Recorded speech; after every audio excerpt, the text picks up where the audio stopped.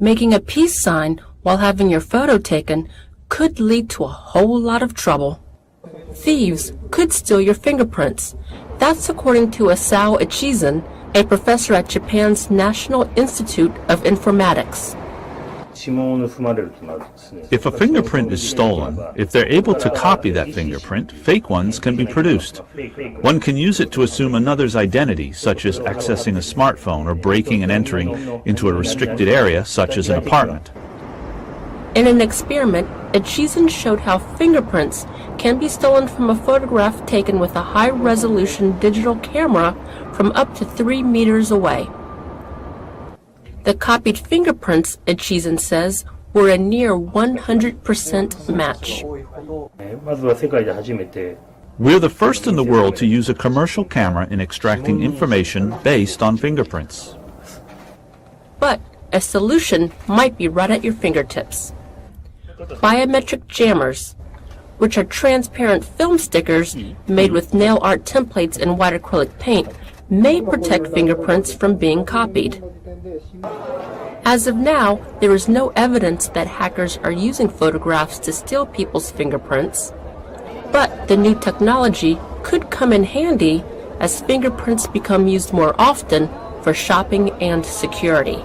Well, the Big Apple wants to keep tabs on just about anyone entering or leaving the city. New York City leaders want to create a database that can combine both license plate numbers and facial recognition. In a city that already has a database on many residents, drivers, and non-residents, now New York City wants even more information about where you've been, where you're going, and who you're with. New York City has recently launched initiatives as part of the New York Crossing Project that would track anyone who is entering or leaving the city, including those in taxis, Ubers, and any other car services. The initiative will combine emerging technologies into the security design of bridges and tunnels across the state. At each crossing and at structurally sensitive points on bridges and tunnels, advanced cameras and sensors would be installed to read license plates and test emerging facial recognition software.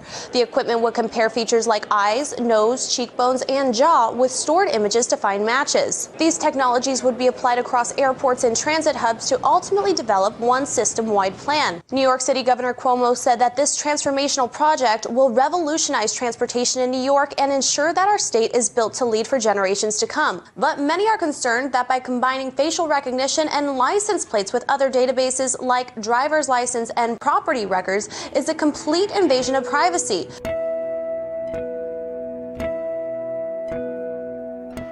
Just days before he leaves office, President Obama has given the U.S. National Security Agency wider powers.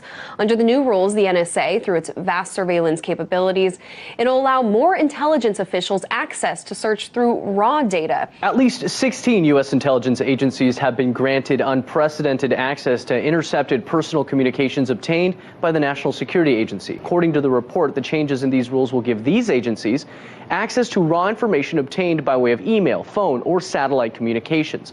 This announcement signals a departure from previous NSA policy, which required the agency to filter information that was obtained through surveillance programs before it was disseminated to other agencies. This is a process known as minimization. This news has already drawn opposition from groups like the American Civil Liberties Union. In a statement, the ACLU added that, quote, "This raises serious concerns that agencies that have responsibilities such as prosecuting domestic crimes, regulating our financial policy, and enforcing our immigration laws, will now have access to a wealth of personal information that could be misused."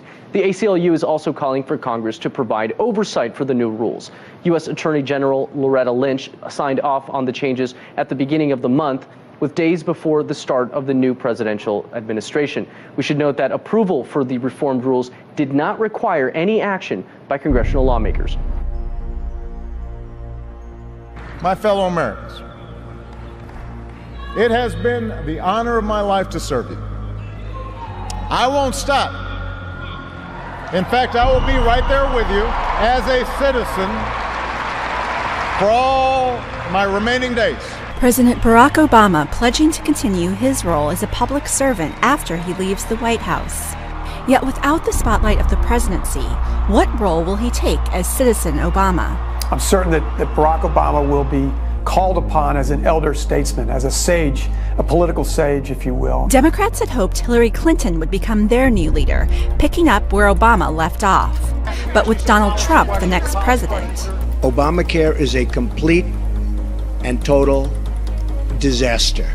Historians like Mark Updegrove, author of a book on President's second acts, sees Obama filling the leadership void in his own party.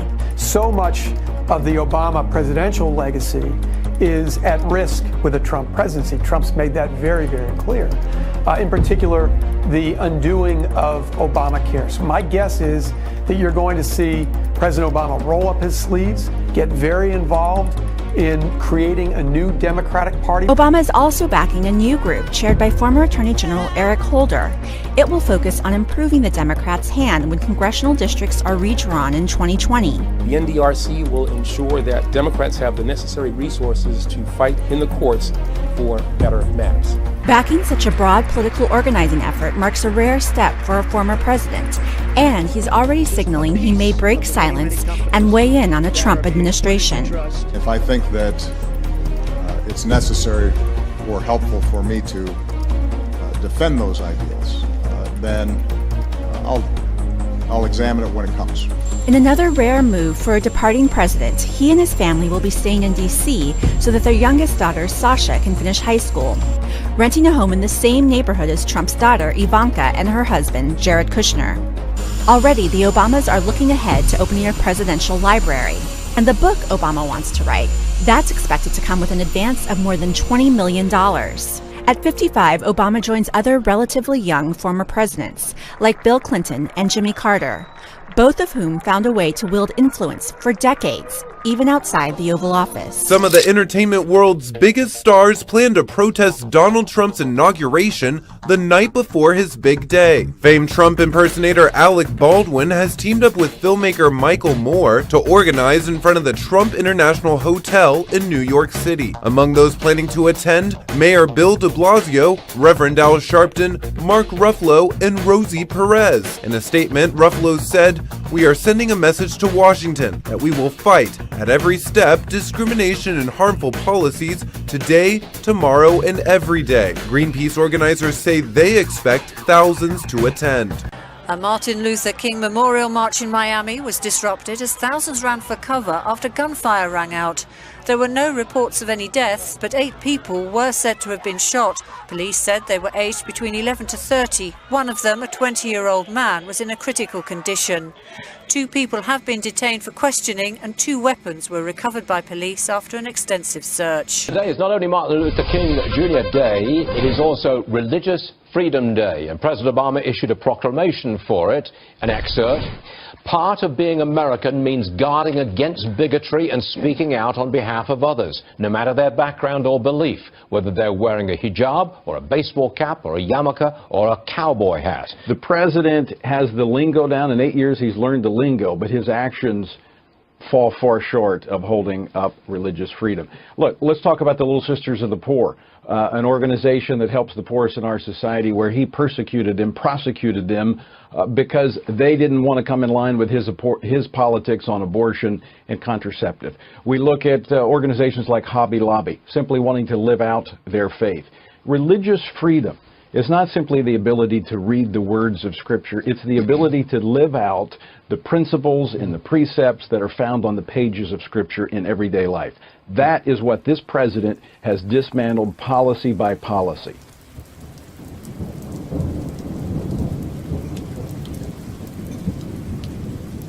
The Pope is calling for renewed action in protecting young refugees as yet another boat sinks in the Mediterranean with dozens still missing. Pope Francis spoke at the Vatican to mark the Church's World Day of Migrants on Sunday, January 15th.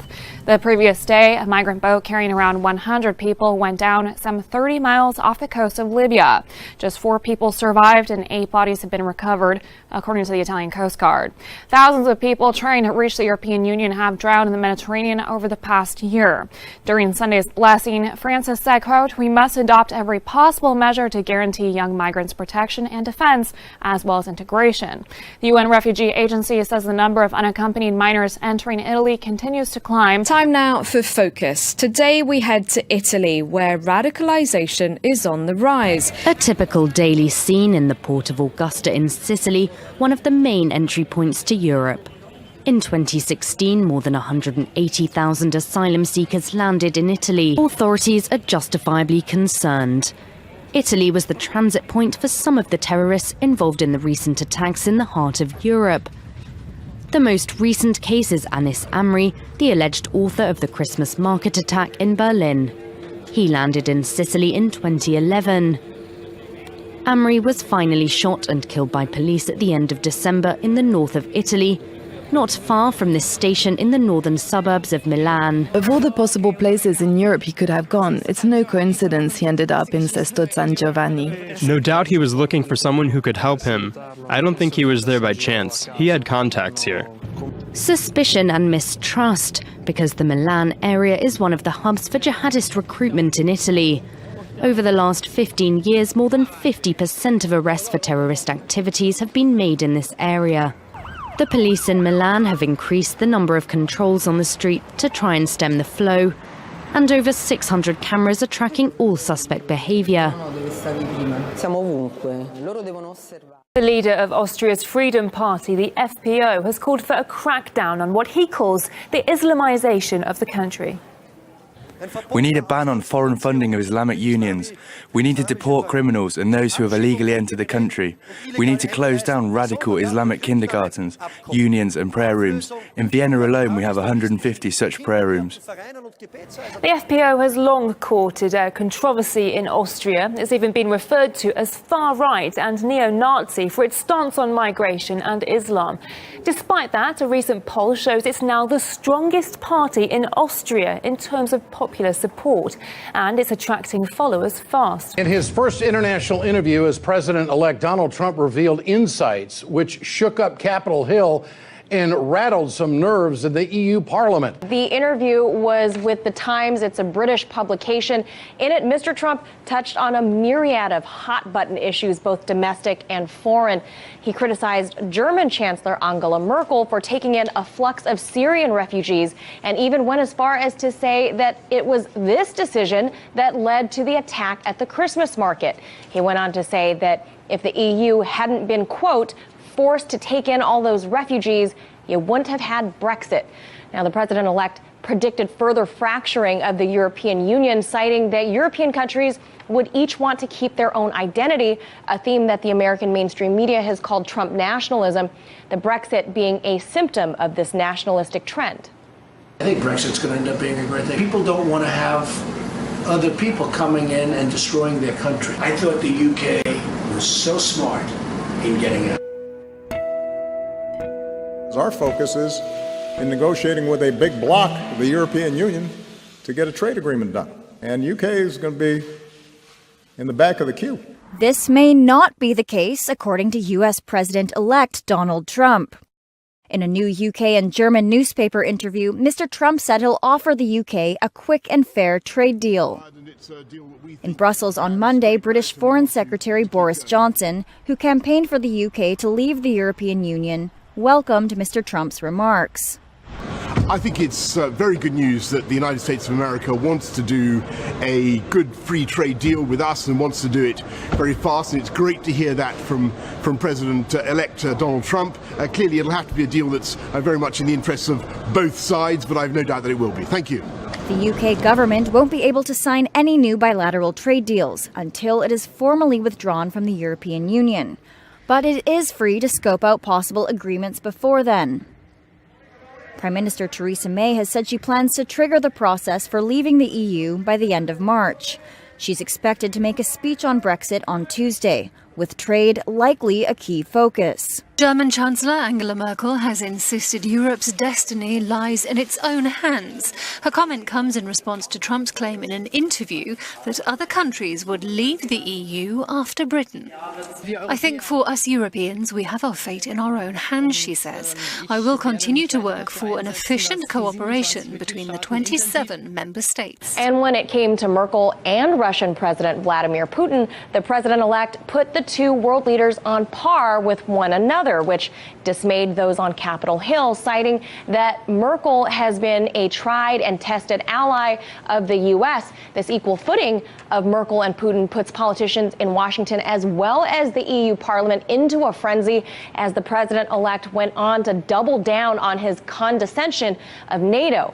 Using the same rhetoric that we heard on the campaign trail, Mr. Trump stuck with his belief that NATO is obsolete and is calling out several countries who he claims have not paid their, quote, fair share.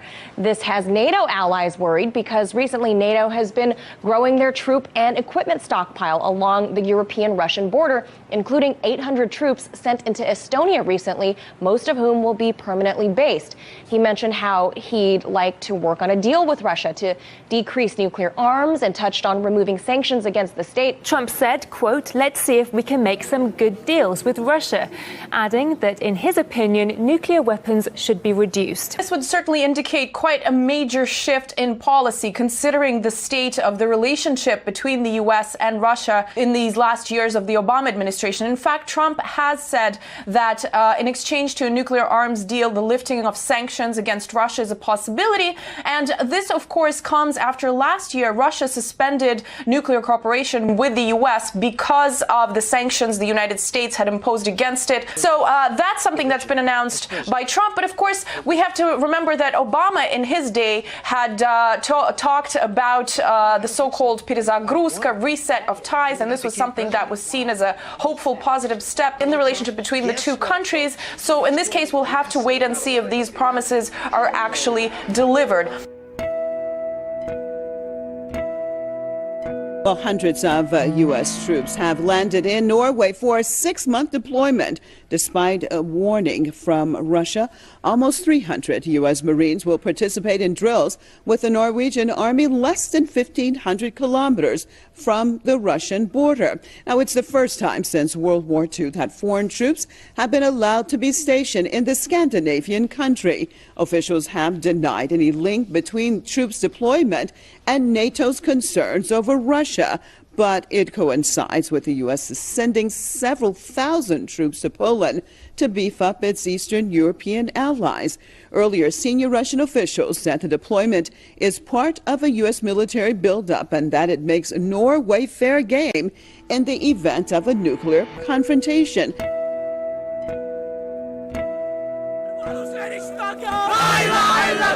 In Indian-administered Kashmir, at the funeral of a separatist fighter, what began as a procession quickly turned into a demonstration, where anger seemed far more apparent than grief.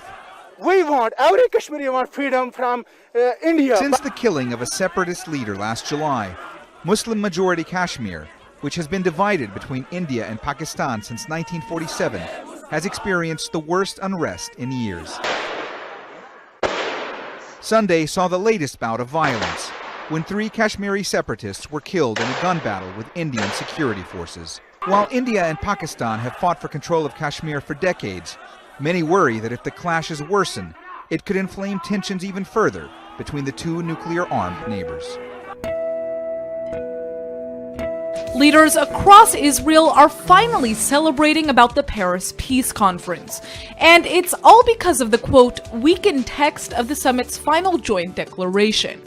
The day-long summit came to a finish yesterday evening with a statement calling on Israel and the Palestinians to refrain from one-sided actions in their path towards peace. The declaration not only urged the two sides to restate their commitment to a two-state solution, but also to disassociate from voices that reject that goal. Israeli officials are also happy about the exclusion of the passages condemning the Israeli settlement enterprise that were included in the recent UN Security Resolution 2334. Just yesterday, the U.S. Secretary of State John Kerry promised the Israeli Prime Minister that no further action against Israeli settlements is being planned at the UN Security Council. Turning now to American-Israeli relations, it looks like American involvement in the Israeli-Palestinian peace process will be shifting into the hands of President-elect Donald Trump's Jewish son-in-law, Jared Kushner. Trump has just confirmed that he will be using Kushner to try to broker a peace deal between Israel and the Palestinians. The announcement comes just days after the controversial president-elect named the 36-year-old as a senior advisor in his upcoming administration, leading critics to accuse Trump of nepotism. The incoming leader says Kushner has been a, quote, tremendous advisor throughout his campaign and is proud that his son-in-law will have a key leadership role in his administration. If you make an early morning stop at the Broad Street McDonald's, you'll probably see Antoinette Thibodeau. She sits alone, studying her Bible. But this isn't just her favorite reading spot. It's her safe haven. Well, if it's cold, I come in to warm up. Thibodeau is homeless. But normally I just come in to see the smiles. Falling on hard times, her life hasn't gone exactly the way she planned it. She isn't able to see her family very often, but ever since she walked into this McDonald's and met Darius McWhite, she has a new family. He gave me a cup of free coffee, and ever since then, my coffee stays full. With all the workers here, it stays full. Bringing her that cup of coffee each morning turned into a meal, then a conversation. Y'all have made my day. When I first encountered her, it was just something about her. I mean, I couldn't pinpoint it, but I reminded myself that that was me years back, and what if that was still me today? Because I can have a bad night, you know, I can not sleep or something and just have a bad night and wake up and come straight here and just find smiles. Their smiles, their generosity, not just toward Thibodeau, but everyone who's walked in needing a little support. I don't consider them homeless. It's individuals that going through that test of faith to see if they can overcome that trial and tribulation. And at the end of the day, that might be that same person that I fed that'll be able to feed me. He even gave Thibodeau a journal, which she writes in every single day. Darius will come to the table when he's on break and read my Bible with me. He said, "Blessed are the poor in spirit, for theirs the kingdom of heaven." And I just felt like the more I started doing for her and the more I started seeing her, you know, just coming to work, hoping that she was there, just to have a conversation. He's reminded every day just how lucky we all are. Some of them don't have parents to go to. Some of them don't have homes to go to. Some of them don't have meals that they can actually afford to be able to get a meal. McWhite has been able to provide some of those meals. And Thibodeau calls him her angel. But he says that goes both ways. Tell her, I'm not just your angel, but you're my angel as well. An unlikely friendship, but an unbreakable one.